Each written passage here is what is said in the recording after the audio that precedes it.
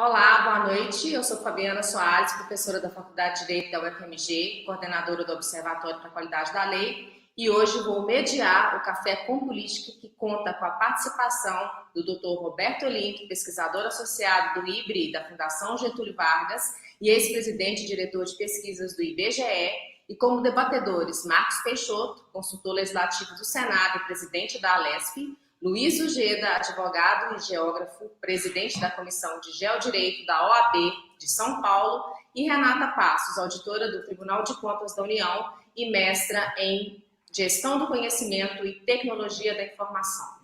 O Café com Política de hoje é mais uma realização do Sindlege, Sindicato dos Servidores do Poder Legislativo Federal e do Tribunal de Contas da União, em parceria com a Alesp, a Associação dos Consultores Advogados do Senado Federal, Observatório da Qualidade da Lei, da Faculdade de Direito da UFMG e Comissão Geodireito da OAB de São Paulo. O artigo 21 da Constituição Federal diz que compete à União organizar e manter os serviços oficiais de estatística, geografia, geologia, cartografia de âmbito nacional. No entanto, a legislação que trata desses serviços oficiais é das décadas de 50, 60, melhor dizendo, e 70 do século passado. No século XXI, aumentou a demanda por dados estatísticos oficiais que atendam a padrões estabelecidos por organizações internacionais. Presenciamos uma rápida evolução das geotecnologias, como sensoriamento remoto, imagens de satélites, georreferenciamento e das tecnologias de informação e comunicação.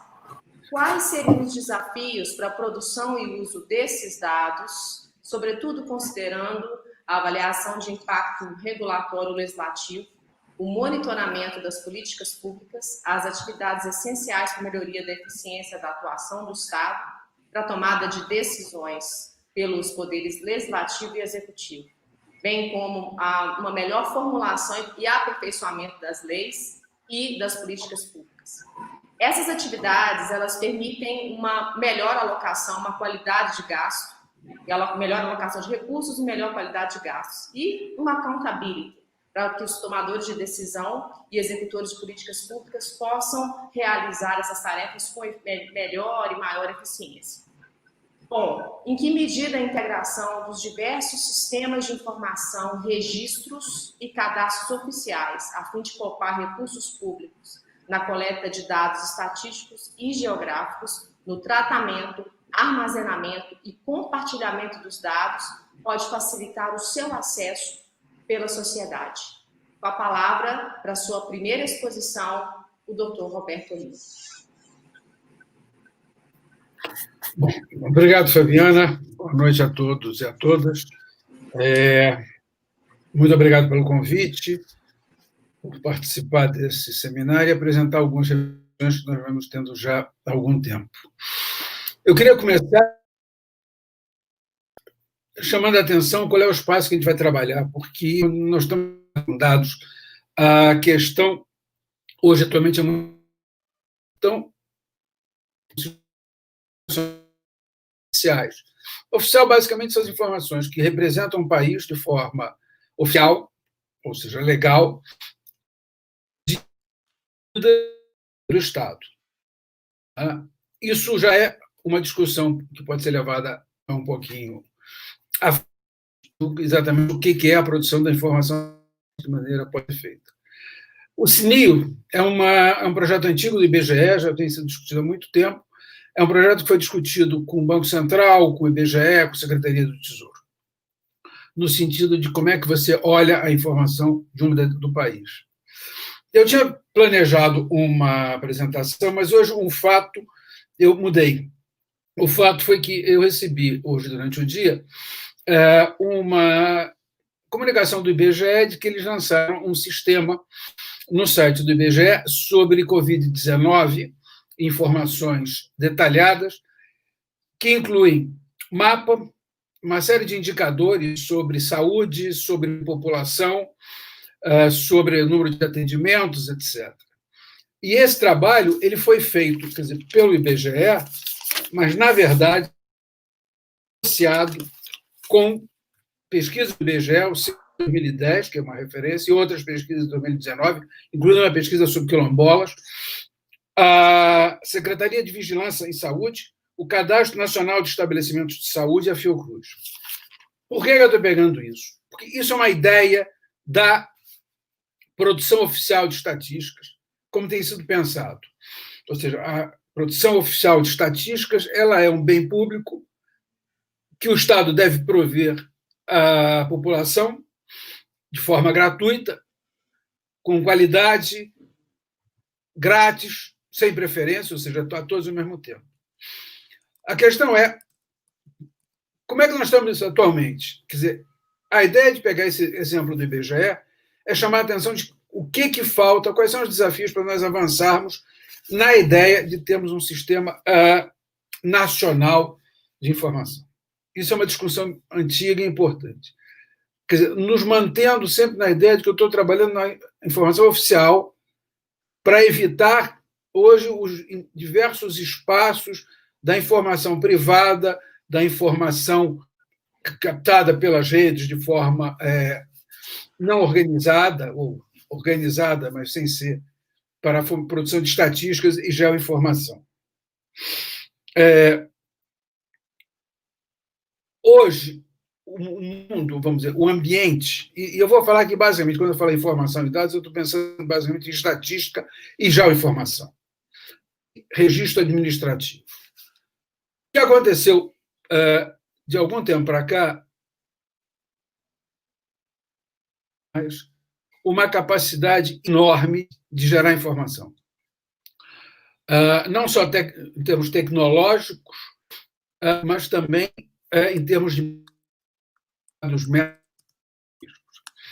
Um pouquinho da linha do tempo, quer dizer, a estatística, e eu vou falar menos da geoinformação, que não é a minha área mais de conhecimento, e tem outro. Mas, além de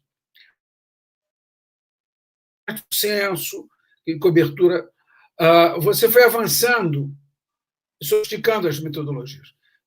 Depois você começa a fazer pesquisas por amostragem, você começa a trabalhar com digitalização de informação, instrumento de coleta, tipo telefones celulares ou tablets, a capacidade de processamento aumenta violentamente, a capacidade de armazenamento de informação aumenta violentamente. Hoje, um meio ambiente, uma coisa que eu chamo de um meio ambiente estatístico e de informação, extremamente amplo, complexo, e que ficou no tempo parado. Parado no sentido da organização. O número de produtores de estatística e de informação cresceram, produtores públicos e privados. A quantidade de informação, que não é nem pública nem privada, mas que circula pelo mundo, cresceu, desde fake até verdadeiras. Você hoje tem uma capacidade de montar uma pequena empresa privada e gerar informação de excelente qualidade. Você tem a capacidade de jogar na rede informações de péssima qualidade que as pessoas acreditam. Esse é um mundo atual. De onde é que se posiciona, então, o Estado e a informação oficial dentro desse mundo? Aí entra, efetivamente, a necessidade da organização. Você tem que começar, o Estado, a ter uma organização de maneira que você consiga ter credibilidade na informação oficial, atender todas as demandas da informação oficial. Você tem que enfrentar os ataques e as créditos permanentes que existem hoje em relação à informação oficial. Isso tudo não pode mais ser pensado de forma individualizada. Eu sempre costumo dizer que o Brasil é um país que se organizou em termos de produção de informação estatística, meio como capitanias hereditárias. Você tem grupos que trabalham. Tá? E chegou a hora de que tem que se parar e pensar o que está acontecendo. A legislação brasileira, a Fabiana citou, ela é de 68, 73, não é ruim. Ela estabelece claramente que tem que ter um órgão coordenador, que é o IBGE, você tem um Sistema Nacional de Estatísticas. Mais que isso, você tem um plano geral de informações estatísticas e geográficas que teria que ser discutido, e esse plano deveria estabelecer o que é produzido, quem produz, como, periodicidade, etc. Quais são os desafios, então, para montar isso? Os desafios são, primeiro, uma atualização de legislação. Ele surge com a atualização da legislação estatística e geocientífica de uma série de países, que começa a partir do ano 2000, em função exatamente desse meio ambiente que eu falei. Exatamente de toda essa nova forma de olhar e produzir informação e, acima de tudo, disseminar informação. Que mais importante que produzir, talvez, seja ser bem disseminada de forma clara. Tá? Uma das coisas que se estabelece no sistema democrático disseminada de forma clara e ao bel de tudo dos produtores de estatística dentro de uma democracia. O que acontece é que essa legislação ela é passada. E, com o tempo, por exemplo, o Plano Geral de Informações não é atualizado há 30 anos. Ele foi simplesmente abandonado, não se conseguiu. Então, hoje você tem o quê? O IBGE produz uma coisa, o Banco Central produz outra. Quais são os... Roberto, eu queria te pedir para... Estão me avisando que eu tenho 1 minuto já? Não, na verdade, a sua internet está com uma falha na transmissão. Então, eu queria te pedir para ficar o mais imóvel possível, né? A gente tem um problema sério de infraestrutura de rede nesse país. Então, eu queria que você se mexesse o mínimo possível para facilitar essa transmissão de dados, para que não haja essa interrupção que está acontecendo, para que os nossos ouvintes possam realmente aproveitar bem a sua palestra. Então, tenta se movimentar o mínimo possível, e para que a gente consiga ter uma fluidez aí na transmissão. Bom, fazendo o estilo múmia, quais seriam os desafios que a gente teria que considerar dentro desse campo que eu estou tentando apresentar? Você tem todos os desafios de uma legislação que tem que ser modernizada. Você tem que começar a encarar questões como os produtores de estatística, eles têm que ser, quer dizer, os produtores de dados, estatística, geoinformação, eles têm que começar a serem mais cooperativos. Para isso, tem que se estabelecer uma estrutura de gestão. Outros países já têm essa estrutura. Alguns países têm uma autoridade de estatística, outros países têm uma Comissão Nacional de Estatística, que são...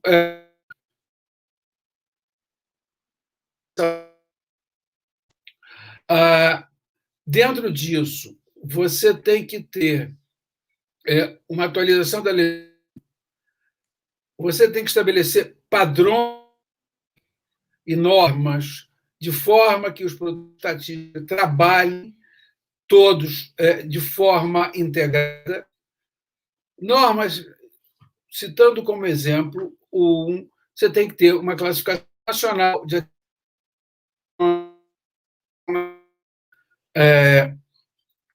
endereços, coisas que no Brasil não existe. Você tem que ter normas tecnológicas de transmissão de dados. Você tem que definir de que maneira os dados serão compartilhados. Você tem que definir cadastros. Muito discutido. A produção estatística, o Estado tem que ter cadastros.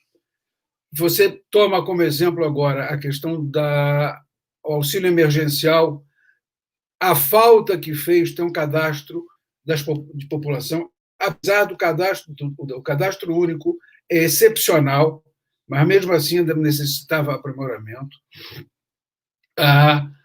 Você tem que começar a estabelecer uma mudança cultural aonde que a produção é um bem público que produz.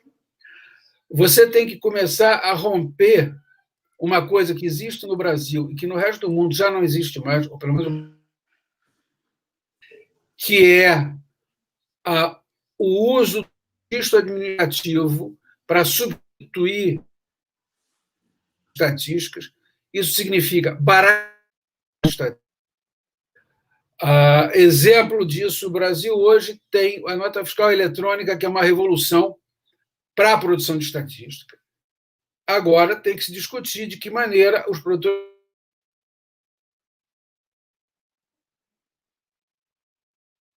sigilo, a proteção ao microdado, ao dado individualizado, toda a discussão se você vai ter dados anônimos, dados individualizados.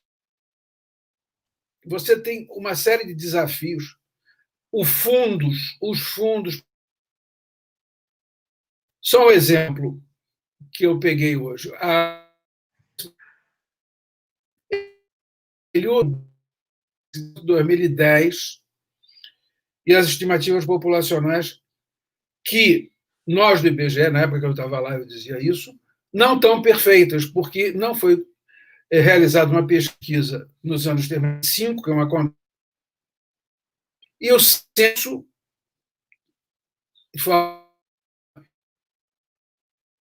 e já chegou a se pensar em 2022.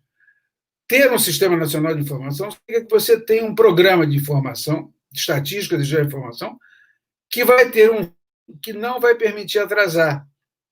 Hoje, a informação estatística no Brasil, a geocientífica, ela depende de uma discussão de orçamento no Congresso. Você de um censo, como já foi perdido, em função de outras necessidades orçamentárias claras da informação. A ideia de que informação é um bem necessário e que todos concordam não é verdade. Todo mundo concorda desde na hora da discussão do financiamento, não funciona. Isso é a construção do Sistema Nacional de Informações Oficiais, ou seja, é voltar a colocar numa mesa o debate de que a importância da informação para o país, a necessidade da modernização da legislação, olhar as questões de forma bastante mais objetiva e clara. E aí eu vou citar, por exemplo, cadastro.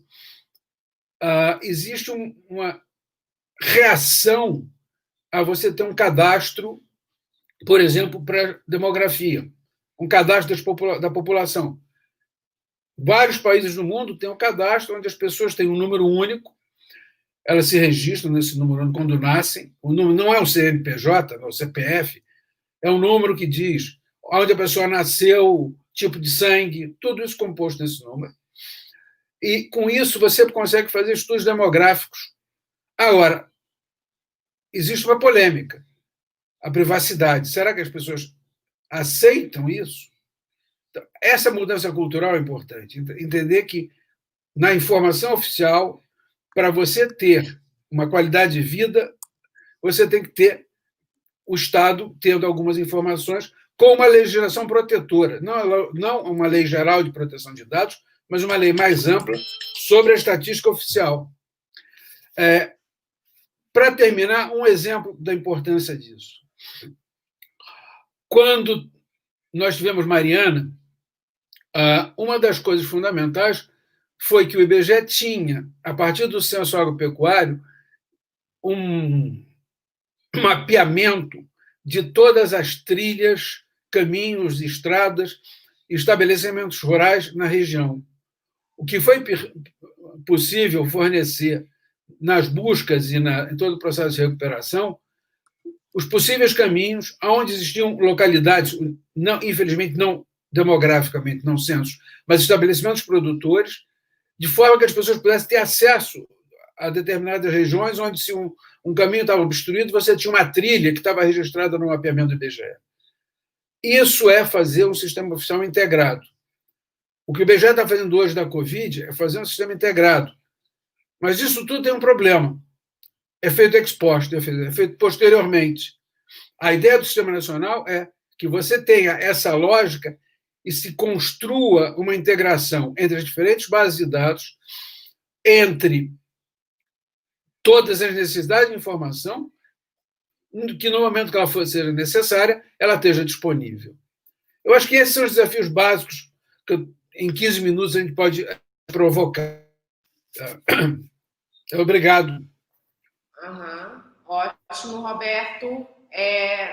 Nesse meio tempo, no entretempo, melhor dizendo, nós vamos fazer contato com você para que a gente possa corrigir um pouco essa dificuldade aí na transmissão.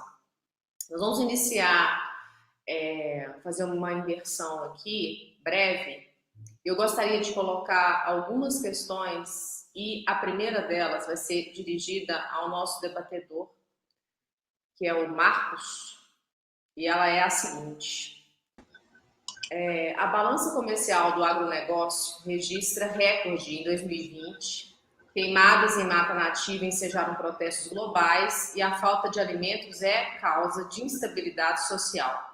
Como um sistema idôneo de informações estatísticas cartográficas poderia auxiliar a tomada de decisão que envolvam questões agrícolas e ambientais, sobretudo considerando a fala do Roberto, no sentido de que uma integração favoreceria um aporte mais robusto de dados a serem analisados nas tomadas de decisão?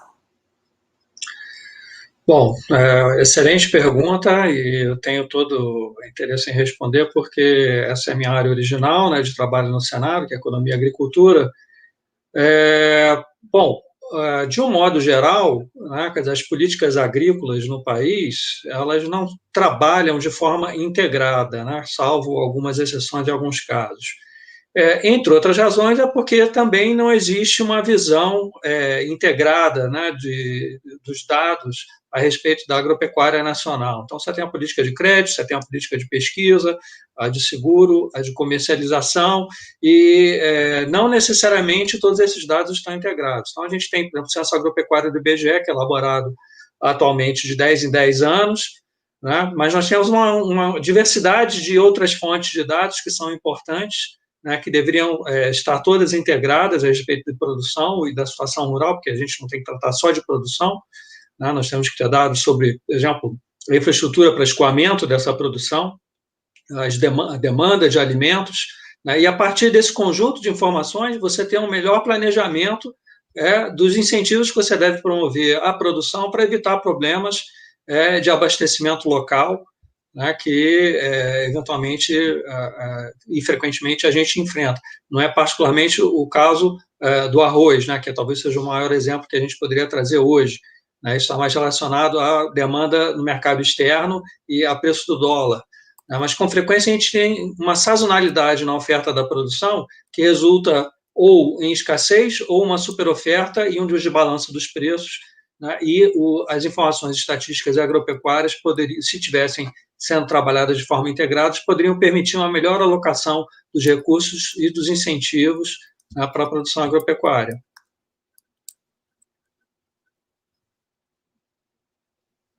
Muito bom. Eu acho que esse debate ele realmente traz uma série de luzes a vários problemas complexos que nós enfrentamos no nosso país e revela, por outro lado, a necessidade desse sistema integrado de dados.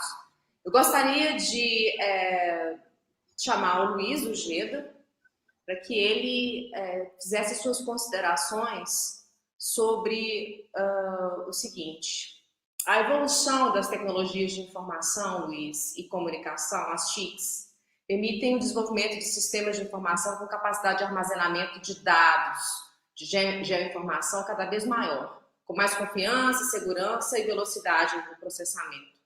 Essas informações obtidas e detidas pelo Estado em diversos sistemas separados não deveriam ser integradas e compartilháveis no sistema central, evitando assim uma sobreposição de ações de coleta, armazenamento e disponibilização de dados?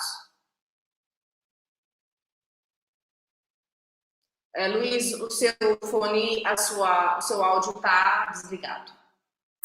Olá, Fabiana, obrigado pela pergunta.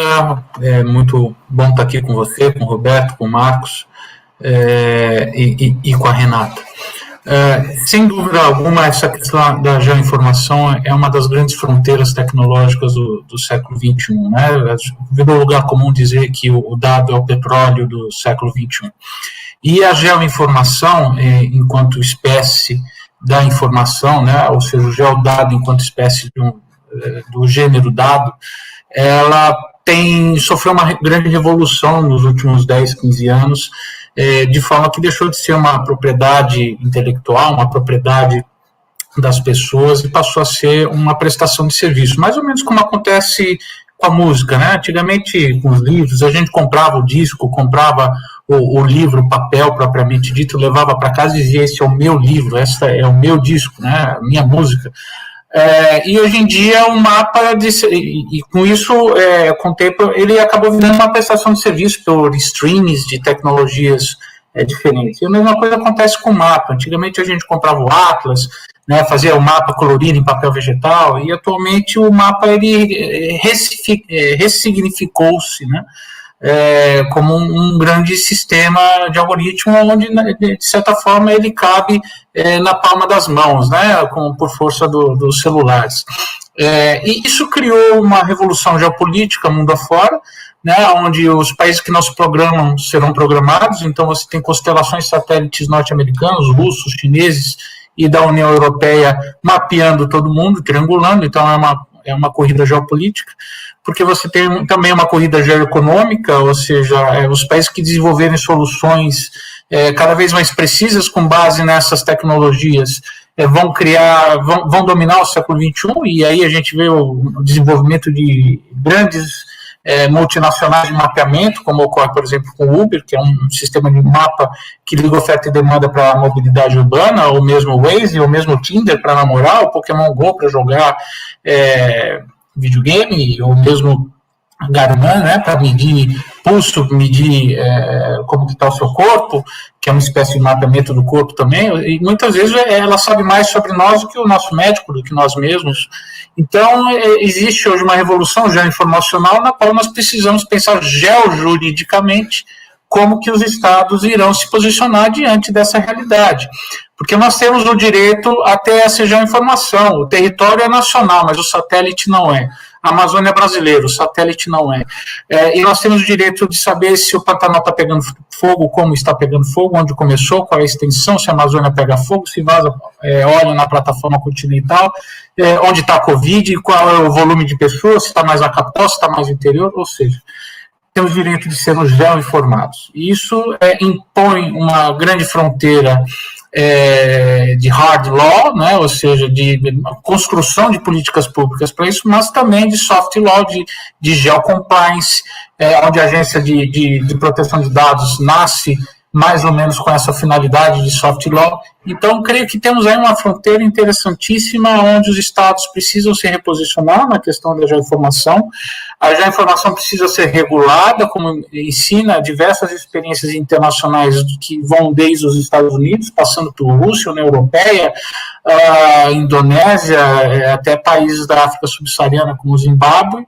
E o Brasil ainda está com uma legislação, como você mesma disse, da década de 60, que não viu o homem chegar à Lua, não conheceu a internet, não conheceu o smartphone, não conheceu os drones, não viu o lançamento de satélite em 73. Precisamos atualizar essa legislação sob pena de ficar fora dessa grande corrida geoinformacional que o mundo vivencia atualmente. Obrigada, Luiz. Eu gostaria de lembrar a nossa audiência que as perguntas podem ser enviadas, a participação de vocês é muito importante através do canal do YouTube e Facebook. A fala do Roberto é uma fala muito instigante, daqui a pouco ele volta novamente para esse debate, mas antes eu gostaria de ouvir a Renata sobre essa integração dos diversos sistemas de informação oficiais, como é que isso poderia contribuir para o monitoramento e avaliação de políticas públicas. E, recentemente, nós tivemos uma legislação, temos uma legislação em vigor que robustece as avaliações ex ante e ex post para análise de impacto legislativo e impacto regulatório, que tem uma conexão muito grande com esse monitoramento de políticas públicas. Então, dentro desse contexto, na sua opinião, quais seriam as vantagens dessa integração para os órgãos de controle, como o Tribunal de Contas, a Controladoria Geral da União, a CGU, no nível federal, e os tribunais de contas dos estados e para o poder legislativo? Primeiramente, eu queria falar que nós temos uma quantidade grande de dados, mas nós temos pouca informação. Os próprios gestores, quando eles vão formular políticas públicas, eles não têm informações suficientes para embasar aquele trabalho que ele está fazendo. E muitas vezes não tem informação, porque essa informação está fragmentada em bases governamentais. Os sistemas governamentais, eles não se conversam adequadamente. Então, hoje, por exemplo, vou dar o exemplo do auxílio emergencial, quando o governo foi oferecer recurso, ele não sabia qual era a população que deveria ser assistida, ele foi construir um cadastro. Renata, só um minutinho. Hoje nós estamos vivendo aqui a dificuldade da infraestrutura de dados com alta demanda no nosso país, né? Não adianta você ter o dado, mas essa transmissão fica difícil. Eu gostaria de te pedir para falar de uma forma pausada e se mexer o mínimo possível, para que você possa, então, ser ouvida por toda a nossa audiência, porque o seu áudio, ele está saindo com baixa... a gente está com muita dificuldade de te ouvir. Ele está saindo picado.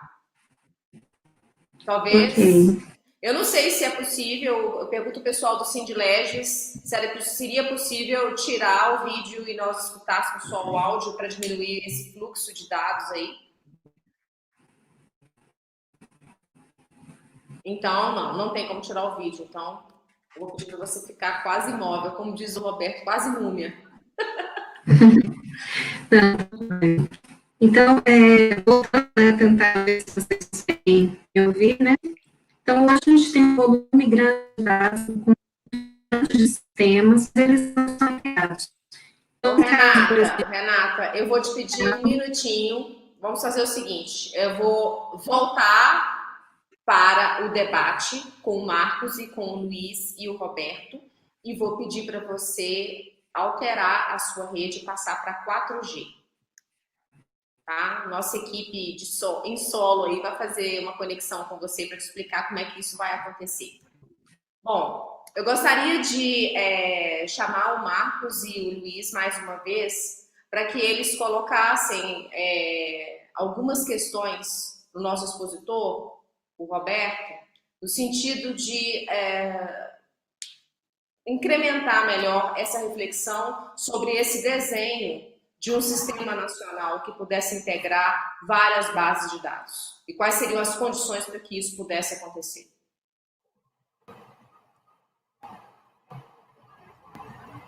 Seu áudio. Bom, o Roberto mencionou que a nossa legislação, apesar de ser dos anos 60 até meados de 70, é uma legislação que traz alguns princípios, algumas diretrizes que são aplicáveis ainda hoje, isso é verdade. Mas, como o próprio Luiz Ojeda comentou, ela também é uma legislação que foi feita numa época em que a gente não tinha todos os recursos tecnológicos, nem o volume de informação que, como o Roberto colocou, hoje é produzido, volume de dados que é produzido tanto pelo setor público quanto privado.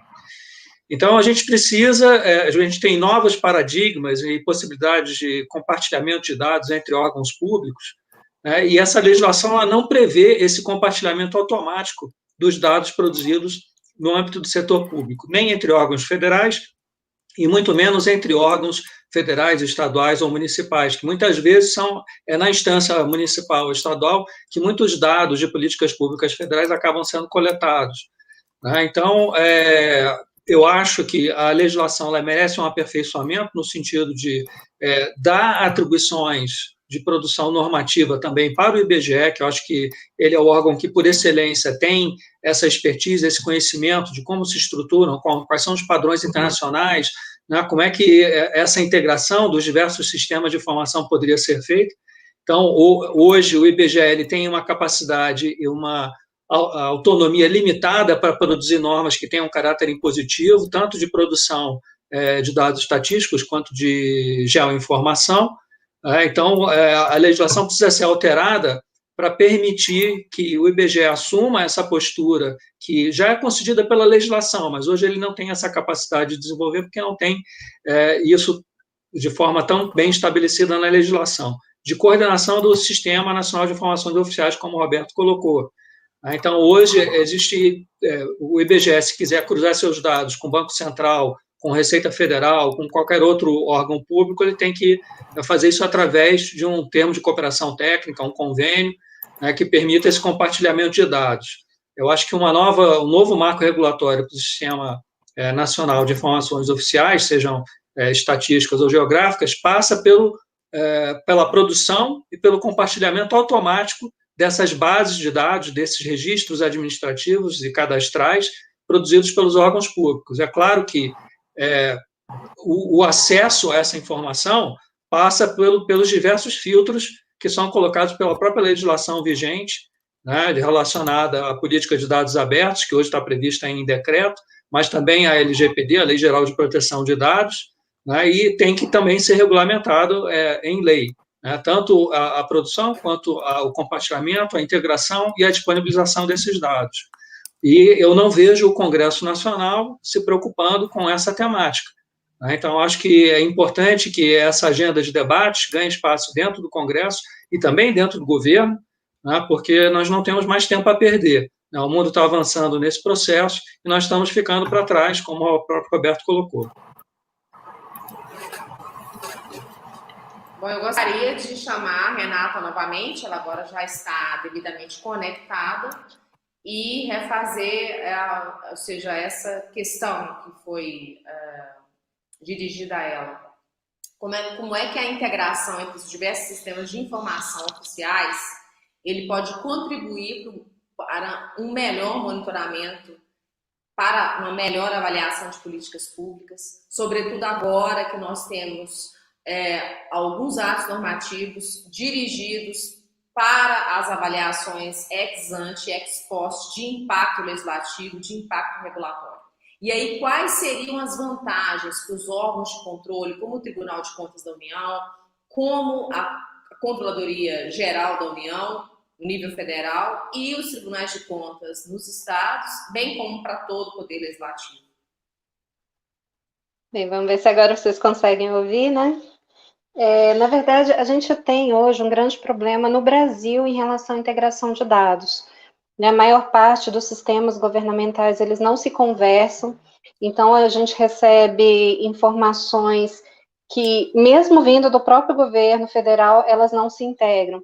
Um exemplo disso, né, que a gente estava falando aí na questão da pandemia de Covid, o próprio governo não tinha um cadastro único, né, dessa população que seria elegível para receber o benefício, e uma vez que ela ofereceu o benefício, foram identificadas falhas das mais diversas, inclusive pessoas que já tinham morrido, que estavam recebendo, pessoas que estavam recebendo outros benefícios do próprio governo, que estavam também recebendo o auxílio emergencial, e que isso não poderia estar acontecendo, né?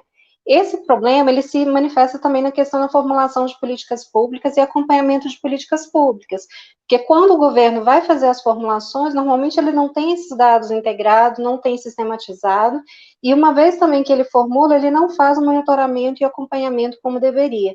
Então, a integração dos dados, a integração das bases de dados, a existência de um protocolo que permita a troca de informação de forma mais sistêmica, mais estruturada, a existência de donos daquela informação, quem tem que manter o cadastro de pessoas, quem tem que manter o cadastro de organizações, quem tem que saber quem é filho de quem. Todos os sistemas governamentais têm que produzir essa informação, ou ela deveria ser produzida de forma centralizada.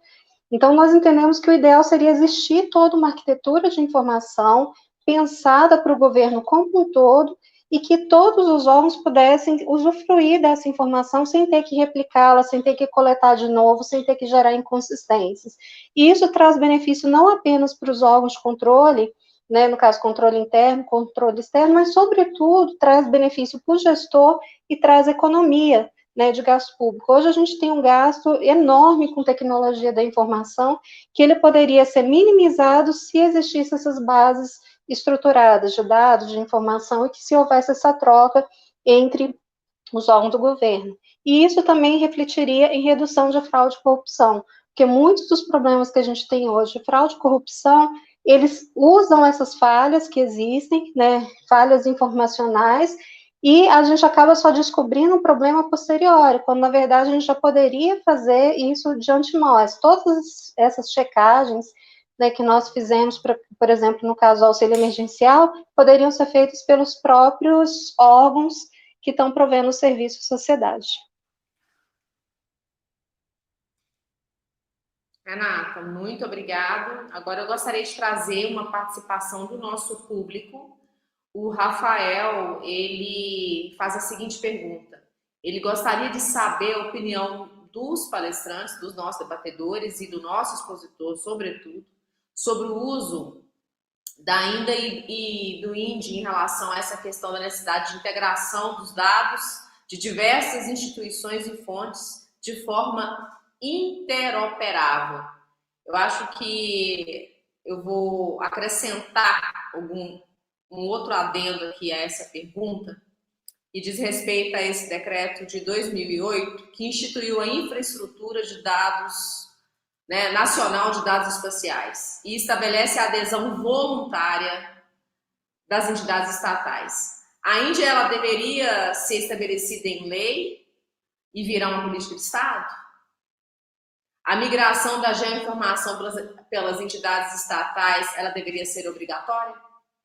Essa pergunta eu gostaria de dirigir especialmente ao Roberto, mas gostaria de ouvir a opinião dos debatedores que quiserem se manifestar. Vamos lá. Bom, essa é a questão chave. A INDE, ela não avança pelo voluntário. E voluntário significa o seguinte: cada gestor que muda, ele não sabe do que se trata, e ele vai pensar se ele vai entrar ou não na INDE, e se ele antipatizar, ele não entra. Ou se ele tiver uma outra prioridade, ele não entra.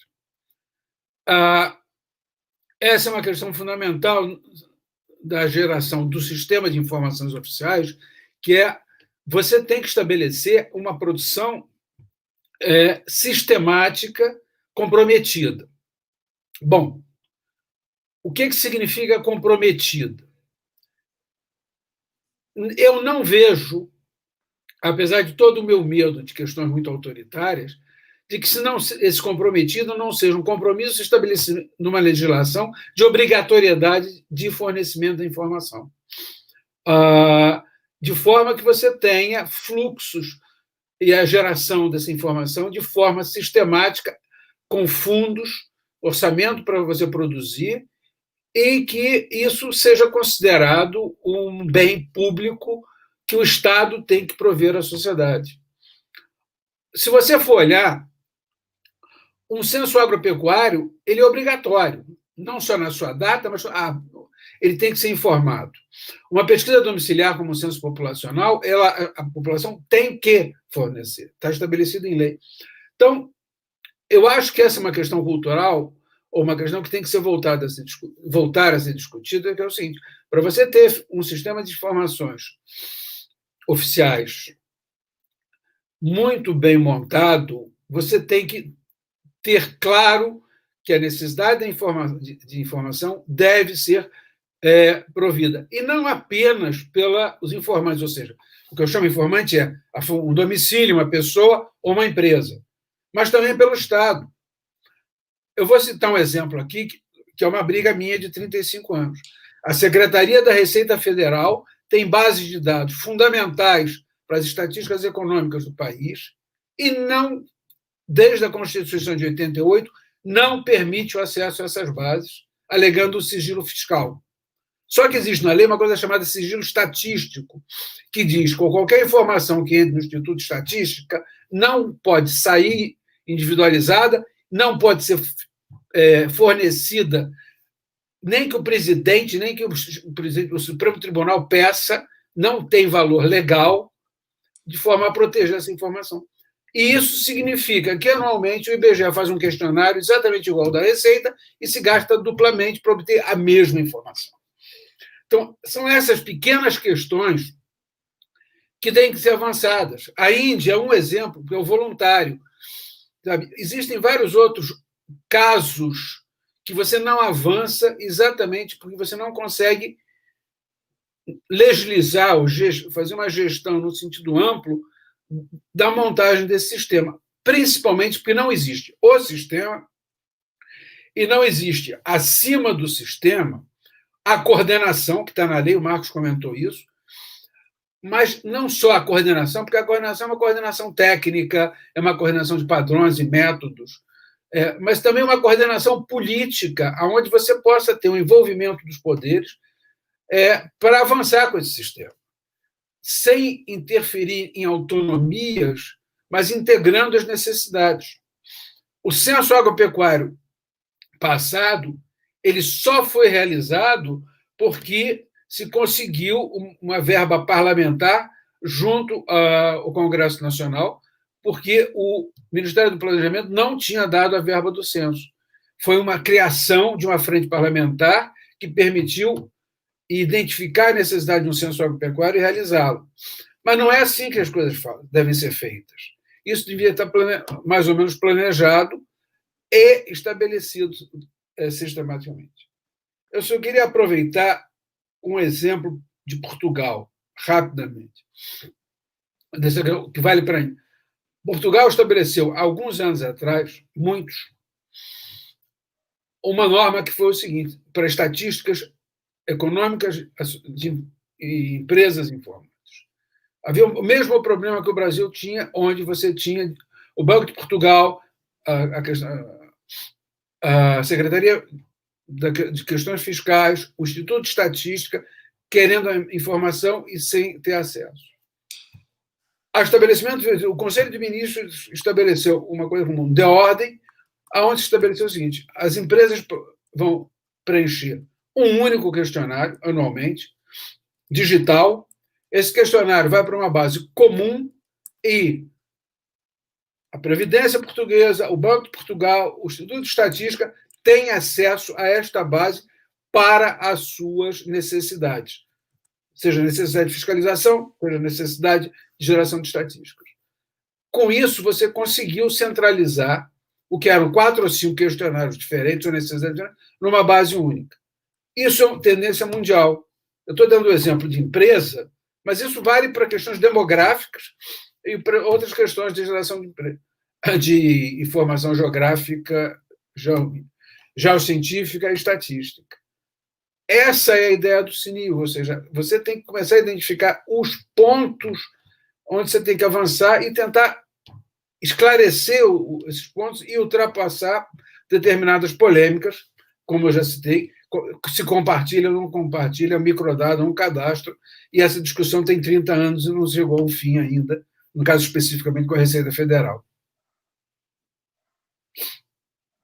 Eu gostaria de ouvir o Luiz sobre esse tema, uma vez que a questão de se tratar toda essa massa de dados e a sua integração no sentido de uma elaboração de política de Estado. O que você pensa sobre isso? O seu áudio. Essa é uma questão central da geoinformação, Fabiana, no Brasil e no mundo. Muito obrigado, Rafael, também, pela pergunta. A experiência internacional, ela nos mostra o seguinte: quando você vai construir uma legislação de infraestrutura de dados espaciais, como o Brasil tem, um decreto muito bem feito, tecnicamente muito bem feito, que é o decreto 6666 de 2008, ele é muito bem escrito, ele é muito bem construído, os princípios estão lá, né, principalmente o princípio básico que está na legislação americana desde 94, que é faça um mapa uma vez e use várias vezes. E hoje no Brasil a gente faz um mapa várias vezes e usa uma vez. Então, o órgão quer fazer, faz a licitação, compra, usa, joga na gaveta. Outro órgão quer fazer, mesmo que seja o mesmo mapa, usa tal, joga na gaveta. Então, o cidadão brasileiro está pagando 10, 12, 15 vezes o mesmo mapa, seja na conta de luz, na conta de gás, na conta de saneamento, como no imposto, no IPTU, enfim. A mesma coisa está sendo paga várias vezes, porque o governo, de certa forma, não se conversa. Então, precisamos fazer um mapa uma vez e usar várias vezes. Só que, para isso, tem que ter 3 etapas que o Brasil não tem. Né? Tem que ter, e é como constituir um condomínio em qualquer lugar do Brasil. Ou seja, para você constituir um condomínio, você tem que ter a ata chamada da Assembleia, né? Reunir os condôminos, redigir essa ata e indicar um síndico que se responsabilize pelo condomínio. Então, o que a gente precisa é ter uma lei que passe pelo Congresso Nacional, um código cartográfico, um código geográfico, um código de geoinformação, né? Podemos dar o nome que quisermos, desde que faça a remissão ao artigo 21, inciso 15 da Constituição, que é onde está o comando que compete à União legislar sobre geografia, estatística e cartografia de âmbito nacional. Então, precisamos criar essa legislação, coisa que o Brasil nunca fez em período democrático. Os 3 modelos que nós temos foram feitos em períodos de exceção, seja na República da Espada de 1890, seja no Estado Novo de 1937, que construiu o IBGE autárquico, seja em 1967, que é a atual legislação da Fundação IBGE. Então, precisamos ter essa reunião condominial, essa norma que redija isso. Precisamos, depois disso, reunir os condôminos, nesse condomínio geoespacial, né, ou seja, todo mundo que produz geoinformação no Estado, e, ao final, apontar um síndico, ou seja, quem vai ser o síndico desse condomínio geoespacial.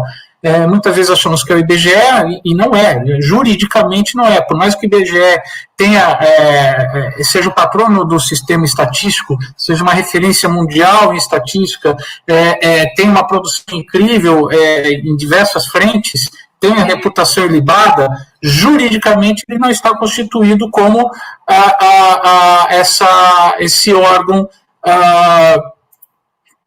esse órgão, esse síndico desse condomínio geoespacial. Então, precisa haver essa definição para que a nossa INDE seja mais efetiva, ou seja, é um decreto que não está ligado em lei nenhuma e não tem ninguém fazendo uma gestão oficial, como tem, usando o exemplo do Roberto Nito, de Portugal, como tem a Direção-Geral do Território, que tem essa competência, como tem agências na Europa de geografia, de geodésia, de cartografia, né, tanto na Alemanha, na Holanda, na Itália, em Portugal, nos Estados Unidos, enfim, na Indonésia, ou mesmo no Zimbábue, né, que verticalizou a Agência Espacial do Zimbábue para atribuir competências geoespaciais e de geoinformação. Então, precisamos criar um modelo que seja brasileiro, né? Muito se fala do modelo mexicano, que é um modelo híbrido também, de casa geminada, estatística e geografia.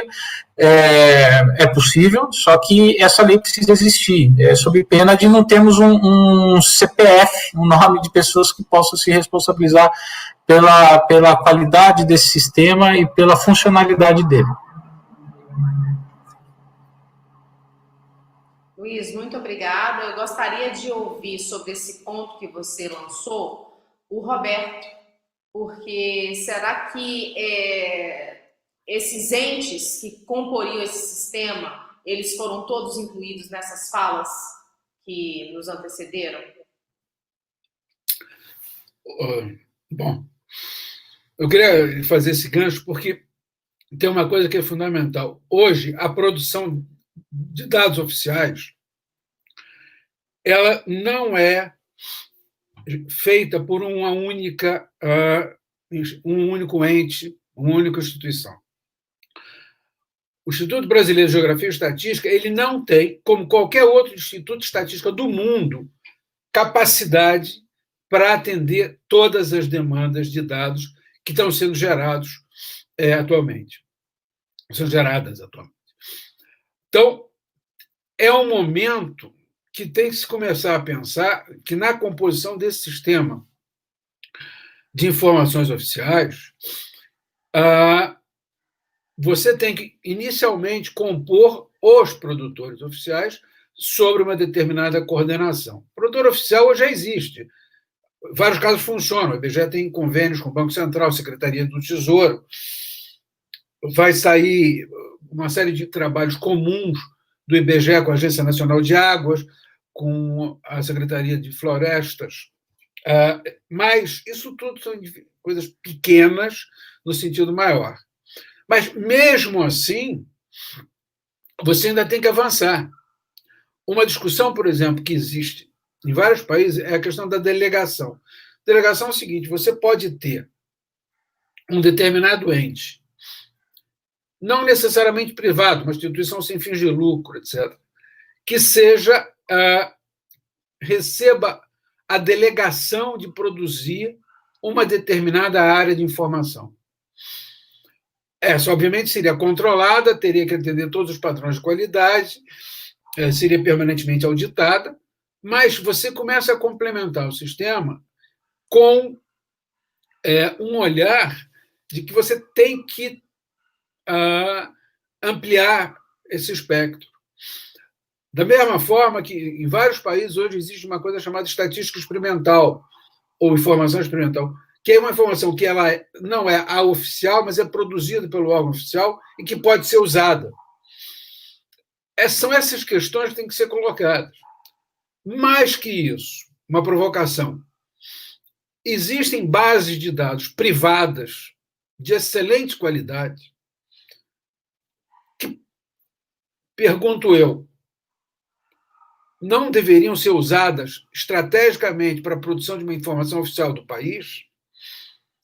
Essa discussão eu já tive em várias mesas sobre isso.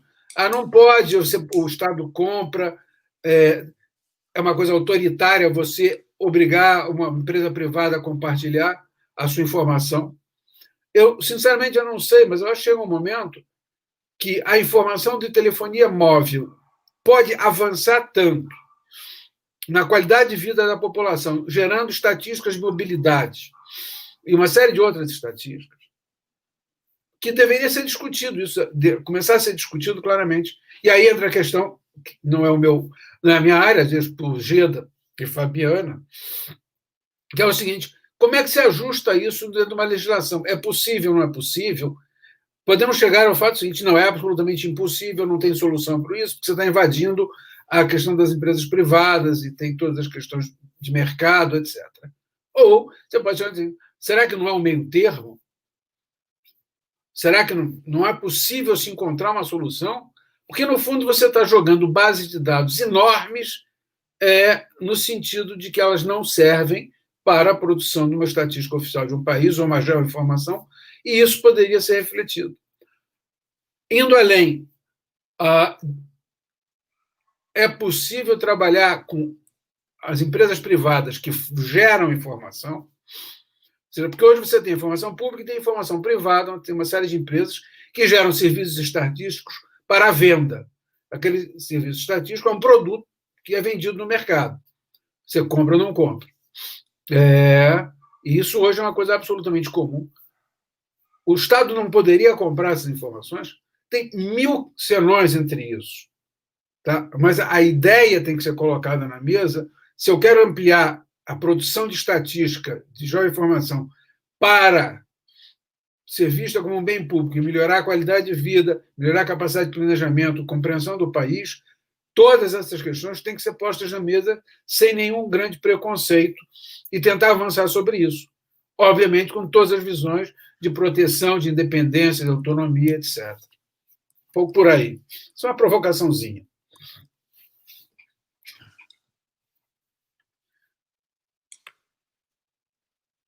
Bom, antes de passar a palavra aos debatedores, para que eles comentem essa provocação feita aí pelo Roberto, eu gostaria de trazer uma questão que diz respeito a um tema bastante importante nesse momento no nosso país, referente à Lei Geral de Proteção de Dados. Nós temos autoridades de privacy no mundo e uma autoridade em específico que lida com dados estatísticos no Reino Unido, que são modelares, ou seja, são modelos que inspiram com uma série de boas práticas que são bastante repetidas em determinadas administrações e gestões públicas. A LGDP, ela impõe às organizações cuidados no que diz respeito ao tratamento, manutenção e guarda de dados pessoais. Como é que esses dados deveriam ser tratados pelos órgãos públicos? Dentro dessa percepção de que seria necessário um novo sistema nacional de informações oficiais, estatísticas e geográficas, será que esse tratamento ele não tinha que ser compatibilizado com os padrões internacionais? Eu gostaria de ouvir vocês. Começar pelo Roberto ou Marcos. Marcos já entrou. Ótimo. Ativei meu áudio aqui, apareceu minha imagem. Isso aí. Então, quando eu falei da importância de a gente ter uma atualização da legislação para se adequar aos novos padrões tecnológicos, ao volume de dados que é produzido hoje, né, a Big Data toda que é, inclusive já coletada pela iniciativa privada, como o Roberto colocou, é claro que a gente precisa harmonizar esse novo marco regulatório do Sistema Nacional de Informações Oficiais com o restante da legislação existente que trata da produção e disponibilização de informação por parte do Estado. Então, por exemplo, a Lei de Acesso à Informação, né, a própria LGPD, como você mencionou, a gente não pode exigir da iniciativa privada padrões de tratamento da informação pessoal e não exigir os mesmos padrões do Estado, né? Permitir que o Estado seja negligente ou não siga os mesmos padrões de segurança, né, e de respeito à proteção dos dados, ao sigilo pessoal, que inclusive já é garantido, né? Nós temos o sigilo bancário, temos o sigilo fiscal, o sigilo estatístico, né? Temos várias formas de sigilo que são garantidas pela legislação pertinente em cada sistema de informação, né? No caso de coleta de dados fiscais, bancários, né, ou pessoais que são coletados, por exemplo, pelo IBGE. Então, um novo marco regulatório ele tem que se articular com esse conjunto de marcos regulatórios que nós temos que tratam, inclusive, de informação pessoal. O próprio Marco Civil da Internet, por exemplo, dá um sinal também de como que, no âmbito da internet, da circulação de informações, esses dados devem ser coletados.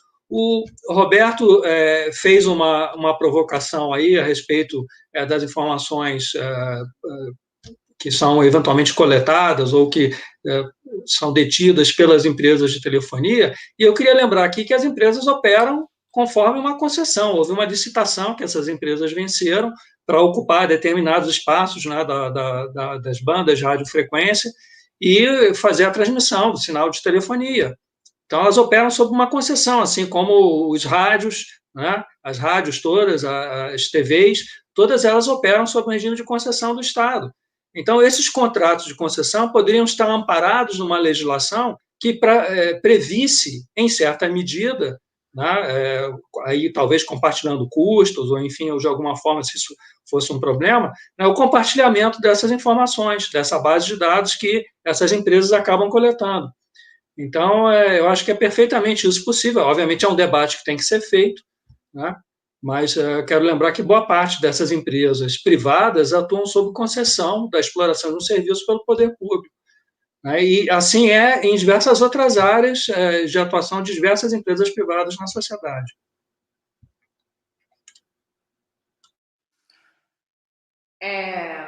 Considerando o fato de que nós estamos vivendo um período quase eleitoral referente às eleições, especificamente às eleições municipais, e que muitos municípios eles não têm condição de prover dados nesse volume e qualidade necessários a uma melhor tomada de decisão, eu gostaria de ouvir especialmente a Renata, sob a perspectiva de um órgão de controle, no sentido de que forma os setores importantes da ação do Estado, como segurança pública, transporte, educação, saúde, assistência social, agricultura, trabalho, renda, poderiam se beneficiar dessa integração de sistemas de informação dos diversos órgãos, né, tendo em vista a realidade municipal.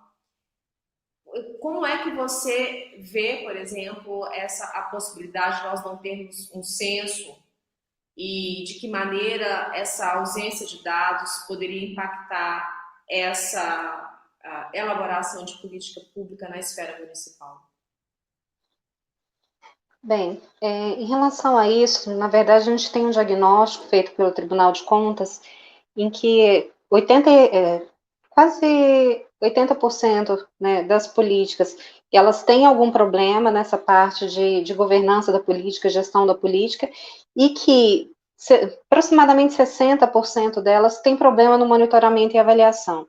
Esse problema no monitoramento e avaliação decorre justamente de falhas na própria fase de formulação da política pública, que é não ter um objetivo claro, não ter indicadores, não ter metas, e muito disso não tem porque não tem dados qualificados para formular essas políticas públicas. Então, assim, a base para uma boa formulação, para um bom desenho, é ter dados qualificados. Esses dados, eles não necessariamente precisam vir do censo. O censo ajuda muito, mas o censo, ele acontece de 10 em 10 anos. Então, se eu for esperar ter o dado do censo para fazer a política pública, eu não consigo fazer. Então, eu tenho que usar de outros instrumentos, eu tenho que usar estratégia de amostragem, né? Nesse ponto, a PNAD ajuda muito, né? O pessoal que cuida de políticas públicas, eles usam muito os dados da PNAD contínua. Eu preciso ter dados que sejam atualizados com mais frequência. O censo, ele vai me dar uma noção mais de efetividade, né? Ele vai me dizer se depois de 10 em 10 anos eu mudei uma realidade em relação ao que existia antes.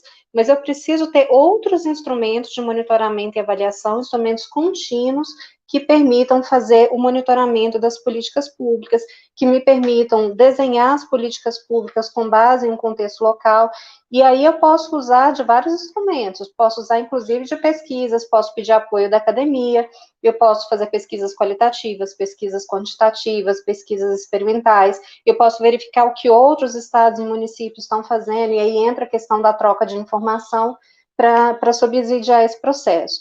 E eu queria, só aproveitando, né, a oportunidade aqui, trazer um gancho em relação ao problema que a gente tem hoje de falta de foco na hora de coleta de dados. Hoje, a nossa coleta de dados está focada na estrutura burocrática. Então, o que o meu órgão precisa de dados, eu vou lá e pego. Ele não está focado no cidadão, que é a grande diferença que tem em alguns outros países. Lá eu tenho o cidadão como centro. Que informações o cidadão precisa? O que eu preciso ter de informações sobre o cidadão para eu tomar decisão? E aí eu passo a coletar essas informações de forma mais centralizada e todo mundo usa desses dados. Do mesmo jeito, no contexto das empresas, hoje a gente tem um problema de burocracia, a gente tem baixa competitividade, tem uma legislação complexa, a gente tem trabalhos complexos, na forma como as empresas têm que agir para conseguir abrir, fechar, interagir com o próprio Estado, porque o foco não está na empresa. A gente está focando nas estruturas burocráticas, nos órgãos, sejam ele federal, estadual e municipal, replicando pedidos de informação, bases de dados governamentais que não se conversam.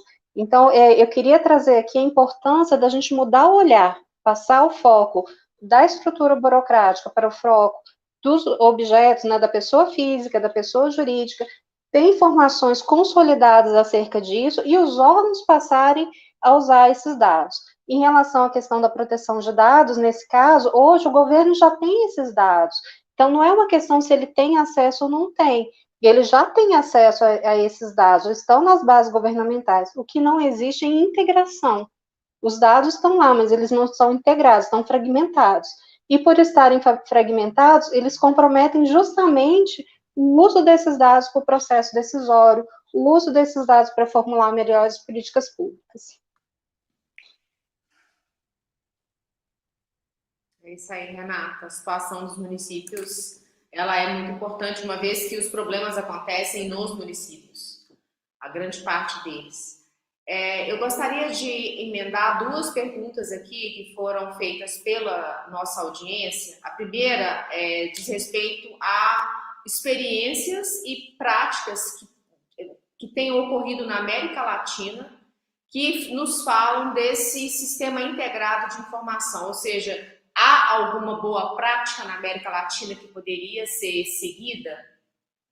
E uma outra questão diz respeito a uma construção de uma agência espacial, ou seja, o modelo da NASA, ele seria um modelo indicado para o Brasil? Eu gostaria de ouvir o Roberto e o Luiz sobre essas questões, esses temas. Bom, obrigado, Adriana.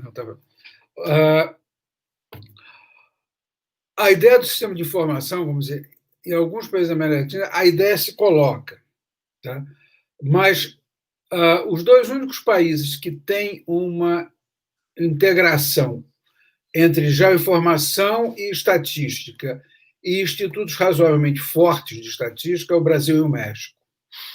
O México mais organizado, o Instituto de Estatística do México, ele integra também a parte de TI do governo, é um instituto rico, ao contrário do Instituto Brasileiro, que é um instituto dependente de orçamento. Agora, a ideia do sistema se organizando de forma consistente, na América Latina, você não tem ainda nenhum grande exemplo. Você tem grandes exemplos de organização fora do Brasil, em alguns países, como o Canadá, a União Europeia, que, na verdade, a União Europeia ela é um sistema de estatística centralizado, que tem o Eurostat, que é o Instituto de Estatística da União Europeia, que coordena todo esse sistema. Então, o Eurostat estabelece, inclusive de forma mandatória, um sistema oficial de estatísticas para a União Europeia. Os países têm que seguir padrão, metodologia, têm que atender às pesquisas, têm que fazer as pesquisas. Eles não têm opção de não realizar um conjunto básico de pesquisas estatísticas, a parte de geografia, eu não sei tanto se existe uma centralização, mas a parte de estatística existe fortemente. Por exemplo, se o Brasil pretende efetivamente entrar na OCDE, como esse governo tem falado, a OCDE exige a organização desse sistema. Quer dizer, o Chile está submetido a isso, a Costa Rica vai ser submetida a isso. Se o Brasil entrar, vai ter que criar esse sistema. Por exemplo, é condição sine qua non para entrar na União Europeia que o Instituto de Estatística tenha acesso aos registros fiscais. Ou seja, acaba essa história da Receita não querer dar dado para o IBGE. Tá? Mas o que existe efetivamente hoje, vamos dizer, são iniciativas, a maioria começou no ano 2000, de aperfeiçoamento da lei, de integração, avançados. União Europeia, fortemente, em estatística. A Austrália tem, há muitos anos, tem um sistema integrado de informação que é fascinante, público, inclusive, com uma rede de dados que você acessa a informação integrada.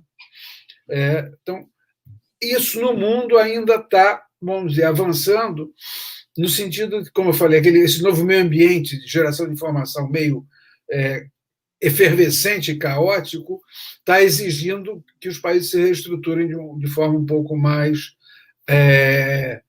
controlada para se organizar melhor. Isso. Luiz, o Brasil precisa de uma agência espacial? Nós precisamos de uma NASA? O Brasil tem uma agência espacial desde 93, quem criou foi o governo Itamar Franco, que é a Agência Espacial Brasileira, que está operacional, tem seus desafios, está buscando se fortalecer, enfim, de certa forma nós temos nossa agência espacial sim, e temos um ministro que é astronauta na ciência e tecnologia. Enfim, acho que a questão não é ter ou não a NASA, porque o Brasil uma agência espacial brasileira não vai ter o nível de recursos que uma NASA tem nos Estados Unidos, nem um parque tecnológico como o Vale do Silício para efeito da NASA. Mesmo que a NASA não esteja no Vale do Silício, né, esteja em Houston, o Cabo Canaveral esteja na Flórida, mas você tem um território que funciona de forma orgânica, com polos muito bem identificados e que se complementam entre si.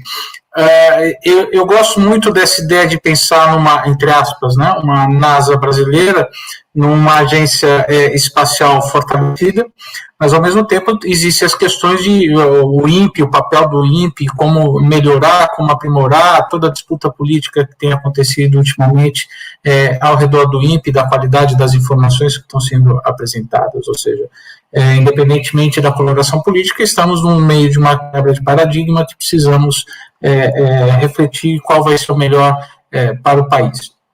Gosto muito da pergunta então, acho que respondendo a Sara seria mais ou menos por aí.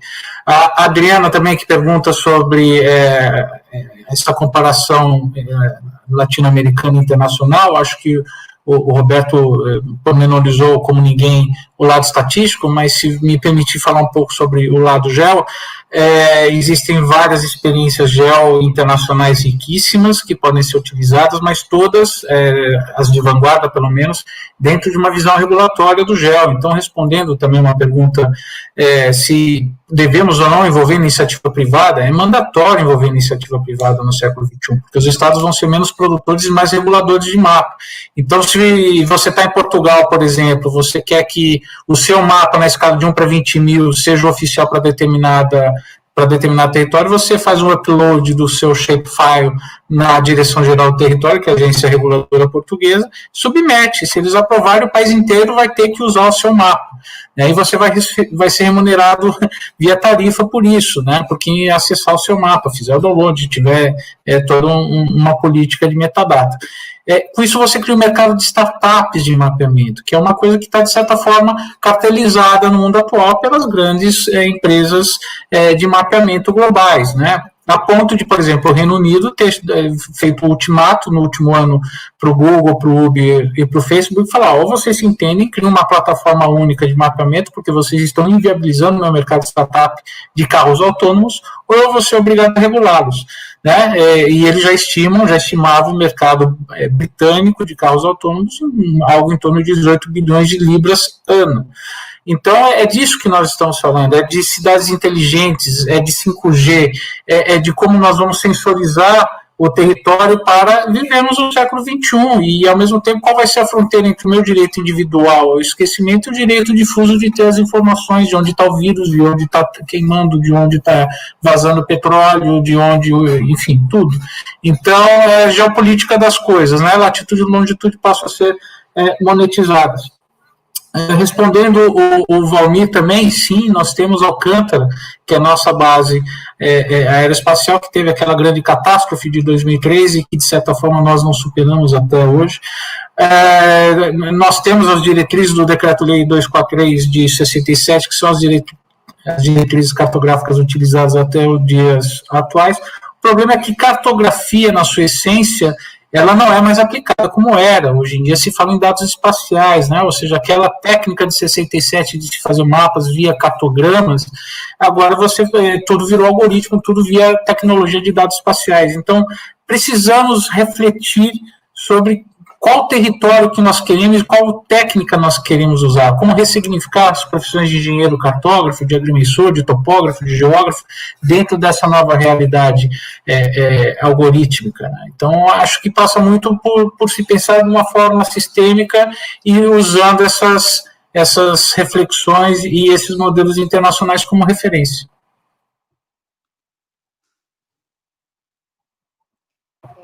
Gostaria de agradecer a todos novamente. Nós estamos passando para a última etapa aqui do nosso debate e eu gostaria de chamar o nosso expositor, Renata, Marcos e Luiz, para que fizessem as suas considerações finais sobre esse tema que seguramente tem muita possibilidade de conversa aí pela frente. Bom, para fechar um pouquinho, dizer o seguinte, aproveitar o comentário do Cláudio Crespo, que trabalhou comigo no IBGE há anos, fomos diretores juntos, eu o presidente, ele era diretor de pesquisas, que ele falou uma coisa que é fundamental. O foco, a estatística, a informação estão no foco do desenvolvimento desse país. O olhar para isso é fundamental no sentido de que, se nós não nos organizarmos, colocarmos as questões numa mesa de debate envolvendo diferentes poderes, superando o atraso desses 2 últimos anos em algumas áreas de debate. O CNIL era um debate, Marcos participou junto comigo fortemente nisso, Cláudio participou, já estava sendo discutido junto ao Banco Central, junto ao Ministério do Planejamento. Nós tínhamos avançado, existiam alguns projetos de lei sendo encaminhados, mas se nós não voltarmos, quer dizer, se a sociedade não tomar essa ideia de que nós não estamos só discutindo fake news, mas nós estamos indo muito além disso, que é ter um sistema de informações que permita esse país crescer, que você conheça não o seu povo, que você olhe o município e saiba o que está lá dentro. A Renata falou muito bem quando disse o foco no cidadão, o foco da economia e na organização. Nós vamos continuar perdendo tempo. Quando eu era presidente do IBGE, eu me sentia mais à vontade de falar isso. Eu acho que o Brasil está 20 anos atrasado em algumas discussões que começaram no ano 2000 sobre a grande reformulação do sistema estatístico e que estão nos debates internacionais e que a gente estava avançando e desacelerou, para não dizer que parou. Parou não em tudo, mas em algumas áreas desacelerou. Eu acho que é essa a questão. Eu fico muito feliz de participar desse debate, eu fico muito feliz de continuar discutindo isso, para não deixar esse tema esfriar de jeito nenhum. Agradeço mais uma vez o convite, foi um prazer participar do Café com Política, e eu estou sempre à disposição para discutir isso, que é uma questão que eu tenho trabalhado há muitos anos e que eu pretendo continuar trabalhando. Muito obrigado a todos. Renata, gostaria de te ouvir, porque essa interseção entre informações e políticas públicas é tudo que nós precisamos no nosso país. Sempre. Isso aí. Eu costumo dizer que um piloto de avião não consegue pilotar com segurança se ele não tiver um bom painel de controle. Então, um bom painel de controle são as informações que a gente tem que prover para ele. Essas informações têm que ser confiáveis, elas têm que ser tempestivas e elas têm que ser produzidas com o menor custo possível, no sentido de eu poder utilizá-las sem ter que gastar aí montanhas de dinheiro. Então, a ideia é a gente pensar o nosso governo dessa forma também. O nosso gestor, ele precisa de painéis de controle, ele precisa de informações confiáveis, tempestivas, e que possam ser geradas ao menor custo possível, e que possam trazer, de fato, benefício para a sociedade. Então, o que eu queria trazer de mensagem é justamente isso. Vamos olhar para os dados não como meros depósitos, né, de dados picados e tal. Vamos pensar como que informações eu quero dar para os tomadores de decisão, que informações eu quero dar para a sociedade acerca desses problemas, acerca dessas políticas, e que vão poder orientar tanto a atuação estatal, quanto dar a prestação de contas para a sociedade acerca daquilo que o Estado está fazendo. No mais, queria agradecer aí pela oportunidade de estar aí com vocês, né, e colocando sempre aí à disposição para mais informações e outras conversas. Foi um prazer estar aqui. Luiz, como é que o GEL aparece como uma camada de análise importante no nosso cenário dos sistemas de informações? Áudio. Essa é uma pergunta central, Fabiana, e que, de certa forma, a Renata muito bem pormenorizou. Geralmente a gente olha a geoinformação como uma tecnologia, né? Como satélite, como drone, aerolevantamento, laser, sensoriamento remoto e tal. Mas a geoinformação, ela também é um direito. Nós temos direito a sermos geoinformados, né? E é isso que nos constituirá no século XXI enquanto cidadãos. E precisamos cobrar essa geoinformação como um instrumento de cidadania. E precisamos dessa perspectiva sob pena de não percebermos a revolução tecnológica que nós estamos passando ou deixá-la à margem de todas essas potencialidades. Me parece que existe uma fronteira grande, o Brasil territorialmente é o maior país do mundo com esse nível ainda de desconhecimento dessa matéria, dos países territorialmente maiores que o Brasil, né? Rússia, China, Canadá, Estados Unidos, todos têm essa política pública muito bem equacionada.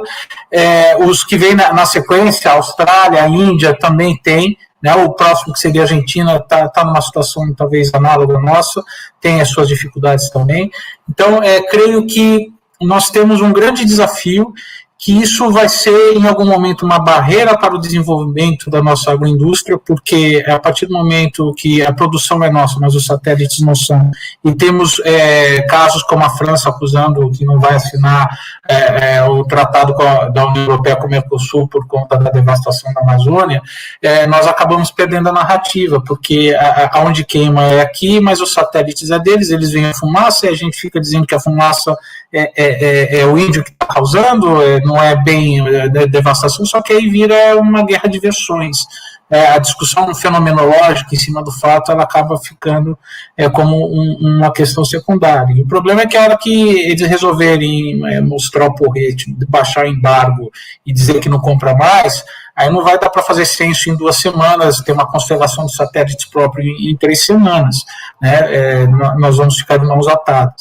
Então, precisamos trabalhar enquanto temos tempo, essa nossa cidadania, essa nossa conscientização, olharmos o que existe de experiência internacional, para podermos nos referenciar nela. Existem muitas em relação à infraestrutura de dados espaciais enquanto setor de infraestrutura, né, com agências reguladoras constituídas. Então, precisamos fazer uma reflexão do que nós queremos. O próprio vice-presidente Mourão, semana passada, já ventilou a ideia de se criar uma agência para centralizar as imagens da Amazônia. Então, parece que, pelo menos à primeira vista, que de um jeito ou de outro, essa construção parece iniciar a se formar no governo federal. E me parece que pode ser uma coisa central para que a gente possa integrar os nossos dados, consolidar os nossos dados e avançarmos para esse modelo cidadão, muito na linha do que o Roberto falou, do que o próprio Marcos falou, nessa questão da agricultura, ou mesmo o comentário que o Nelson Oliveira aqui nos traz. Então, acho que tem muito por se fazer. Agradeço muito a oportunidade de estar aqui com vocês, agradeço o Findileges, as Leges, a LESE, a Secretaria de Relações Internacionais da Câmara dos Deputados, o próprio Observatório da Lei da Universidade Federal de Minas Gerais. Contem comigo para o que acharem sempre oportuno. Foi uma grande satisfação aqui compartilhar dessa noite com vocês.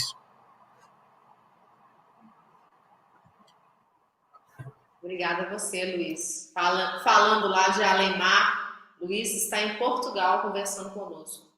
Marcos, gostaria que você fizesse esse fechamento e nós temos uma última pergunta aqui no nosso bate-papo que diz respeito exatamente ao encaminhamento de todas essas questões ao Congresso Nacional. Esse questionamento foi colocado pelo Nelson, que está nos assistindo. Os produtores de dados estão organizados em alguma frente de promoção da integração de dados? Ou seja, como seria essa movimentação? Essa foi uma ótima pergunta. O Nelson é servidor do Senado, assim como eu, é jornalista do Senado. E, bom, Nelson, nós tivemos na legislatura passada, por conta até do que o Roberto mencionou, né, do papel do parlamento no aporte de recursos para a realização do censo agropecuário.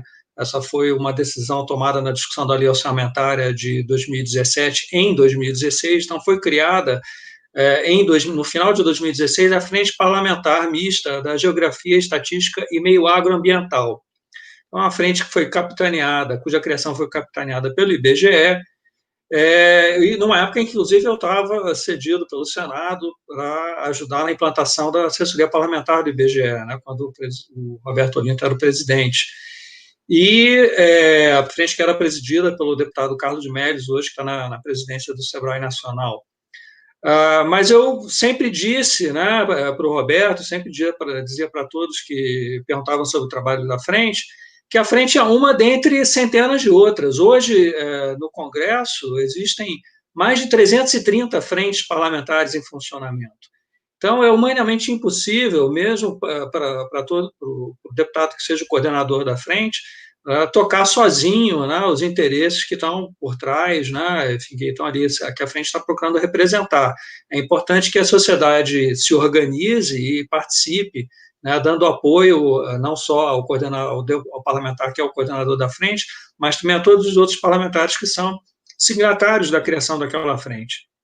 Hoje, nessa legislatura, nós não temos uma frente parlamentar voltada para esse fim. Seria interessante que o IBGE puxasse, acho que ainda dá tempo, nós estamos aí 1 ano e meio, um pouco mais, né, da atual legislatura, puxasse a criação dessa frente, mas necessariamente com o apoio de outras organizações, como, por exemplo, a Associação Nacional das Instituições de Planejamento, Pesquisa e Estatística, a ANIPES, que envolve vários órgãos no âmbito dos estados, né, que produzem informações estatísticas para ajudar na coordenação, nos apoios aos trabalhos dessa frente.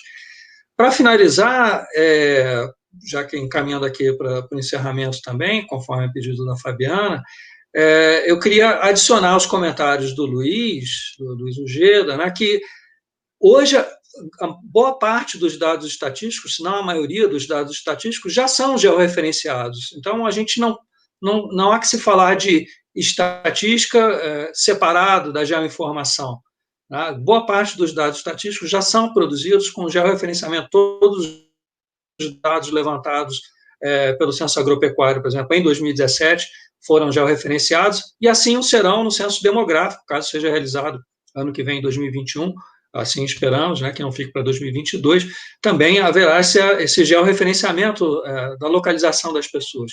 Sobre esse aspecto, o Roberto não comentou, mas ele sempre costumava dizer que, por exemplo, na Europa, um cidadão, quando muda de uma cidade para outra, ele é obrigado a informar a prefeitura onde ele residia, que ele, enfim, os gestores municipais, onde ele residia, que ele está deixando de morar naquela cidade, e informar a cidade, aos gestores municipais da cidade para onde ele está se mudando, que ele está indo residir naquela cidade. No Brasil, a gente não tem essa obrigatoriedade, a gente tem uma livre mobilidade das pessoas pelo país, e a gente só consegue detectar onde as pessoas estão efetivamente morando, residindo, né, de 10 em 10 anos, quando é realizado o censo demográfico. Então, a gente precisa mudar a legislação brasileira, não só para instituir novos marcos regulatórios relativos ao Sistema Nacional de Informações Oficiais, mas que contemplem também informações dessa natureza, né? Onde as pessoas estão, para onde elas estão indo. Né? Não se trata de ficar policiando, monitorando com objetivos escusos, né, ou ocultos, onde as pessoas estão. Se trata de ter informações para, inclusive, tomar a melhor decisão sobre onde alocar os recursos públicos nas políticas públicas, a partir da informação de onde as pessoas simplesmente estão. Então, informações, investimentos na área de segurança pública, educação, saúde, assistência social, todos têm que ser tomados, essas decisões têm que ser tomadas de alocação dos recursos, né, das políticas públicas que existem nessas áreas, em função da localização das pessoas. A gente não pode esperar 10 anos, né, dada hoje a possibilidade da mobilidade das pessoas, para fazer a atualização desses dados. Então, é só um exemplo de como que é importante a gente trazer para políticas de Estado que não fiquem apenas no âmbito dos decretos presidenciais ou das instruções normativas.